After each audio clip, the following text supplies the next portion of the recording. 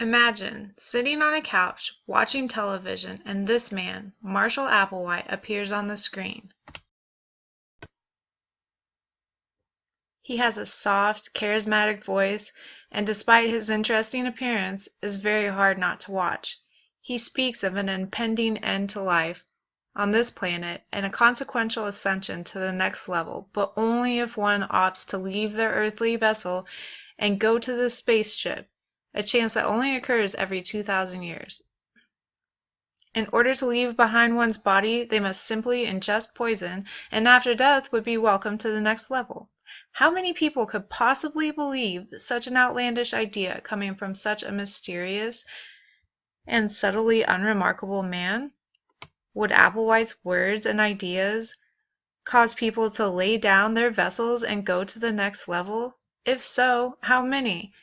How many would willingly die for religious convictions involving spaceships and marry as an alien? 1? 2? Try 38. That's right. Marshall Applewhite convinced 38 of his Heaven's Gate followers to take their own lives in order to, as promised by their leader, become souls living on a higher plane of existence, on a spaceship. While it may seem like a joke, the ultimate punchline, death, makes this cult an extreme example of the effective devices a leader can have on their followers. The following will utilize the opportunity to examine Applewhite's ethical violations that become problematic and describe leadership traits that he utilized to persuade his followers. Additionally, with this examination of cult leaders will be an investigation into the leadership skills that would be required to undermine a leader such as Applewhite, while also devising a plan to keep another cult from gaining control over a large group of people. Problematic ethical violations. Marshall Applewhite was slightly different in his background when it comes to typical manipulative leaders in that he had a relatively normal childhood. However, his eternal struggle that may have caused his path to go towards that of becoming a cult leader was not any shame left over from dealing with abusive or neglectful parents, but rather the shame and controversy surrounding his own sexuality. One ethical violation that occurred before Heaven's Gate was even created, some might consider a testament to his true nature and disregard for ethical commitments, happened when he was fired from one of his teaching jobs for having a sexual relationship with a male student. Soon after, his wife left him, and eventually he lost custody of his children. The shame and controversial attitude around Applewhite's sexuality was later projected onto his cult members. Followers were forced to cut their hair short, wear baggy clothes, and abstain from sexuality and human contact, whether male or female. Gardner, 1997. Another way in which Applewhite displayed his ethical violations was through convincing his followers that they needed to kill themselves by any measures possible. After the death of his co-leader Nettles, Applewhite began to show signs that his control over the cult and his own emotions were unraveling. Typically gentle in nature, once his partner passed away from cancer, he became hardened. After having to accept the idea that something such as cancer took one of who was supposed to be a supreme being, both the followers and Applewhite were starting to feel some doubt and confusion. After Nettles' death, Applewhite had to take matters into his own hands, and it was then that the final plan was set into place. He convinced his followers to ceremoniously take their own lives in shifts that would ensure that all would follow through. Before this plan, however, it was said that Applewhite suggested that his followers that they become familiar with firearms and be ready to use them against law enforcement in an effort to show their dedication. Again, he was ensuring the death of his followers through their opposition against the police. Gardner, 1997. When it comes to controlling leadership traits that were used to persuade his leaders, there was definitely not a shortage for Applewhite. One trait that helped control the Heaven's Gate followers was the partnership Applewhite had with his co-leader, Bonnie Nettles. Nettles left her whole family and previous life to become a part of the movement and already had a great amount of knowledge in occultist beliefs, astrology, and reincarnation. Sharing the responsibility and beliefs with her made Applewhite and Nettles a fortified team, especially since they believed that they were supreme beings, aliens from another level, and thus should hold all of the power. Gardner, 1997. Another method Applewhite employed to control his followers was that of the current fascination with UFOs and aliens that was emerging at the time. The emergence of this belief in extraterrestrial life forces and interactions, as well as the shift away from the hippie culture, could be considered a major event that allowed Applewhite to rise into a leadership role. According to Bass's leadership theory, this would be considered the Great Events theory. Concepts of leadership, no date. Even now, a recent poll revealed that half of Americans believe that UFOs are real. Applewhite played upon the nation's growing interest and fear of the unknown and supernatural beings such as aliens to base his religious organization around. Furthermore, his opportunistic manipulation incorporated many concepts from the Bible and mixed them with the science fiction realm that was becoming more and more popular. Applewhite did this almost seamlessly due to his background as a philosophy major and a childhood growing up with the Presbyterian minister for a father. Gardner, 1997.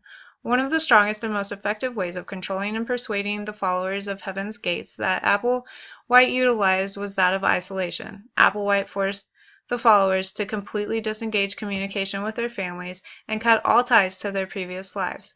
Couples that joined the group together were separated and forced to live in different subgroups from one another.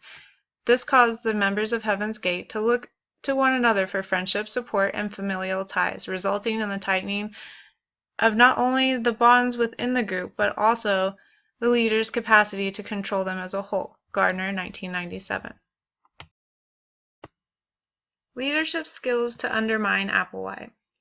While it may seem that some leaders are extremely powerful and their followers completely devoted, it is important to remember that they are all just people.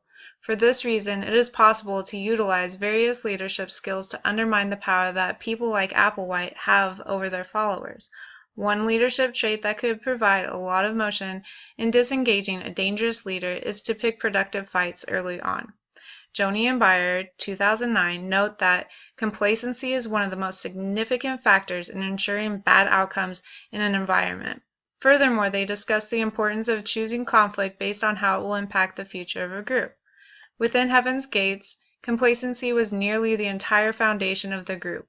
No one was allowed to disagree with the leaders or suggest alternative methods of functioning. Additionally, no one raised any opposition to leaving their earthly vessels, a complacency that tragically ended in the mass suicide of 38 followers.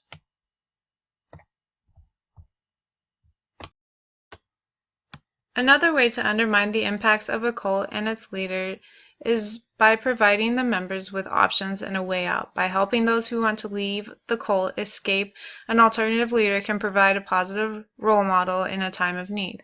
Additionally, once removed from a cult or religious organization, it is important to provide counseling, therapy, or psychological assistance to these individuals. Research studies on ex-cult members have shown that 1/3 to half of those that leave a cult are in need of some sort of mental health attention. Walsh, 2007. To prevent the influence a charismatic, motivated, manipulative individual like Applewhite can have over others is a difficult task. One of the most important ways to go about this undertaking is through education and communication. Educating the public about the harmful effects a cult can have, not only on themselves, but also the community, can be extremely helpful in making a difference. Furthermore, it is important that people understand that oftentimes cults are disguised under groups, such as those presenting self-help skills, business opportunities, or religious organizations.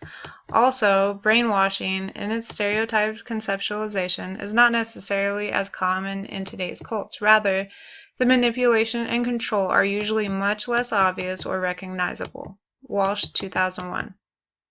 Supporting continuous and open communication between individuals suspected to be in a cult and their families and friends is another way in which The power of a cult and its leaders is removed. When communication is present, it is less likely that individuals will be successfully isolated to the extent necessary for absolute control seen within these groups. Isolation within a cult is necessary as it forces the only communication to occur within the group and the points of references to also be deducted from the information provided within strict confines. This makes the alienation of the members of the group more severe, causing them to seek comfort within their own group. Walsh, 2001.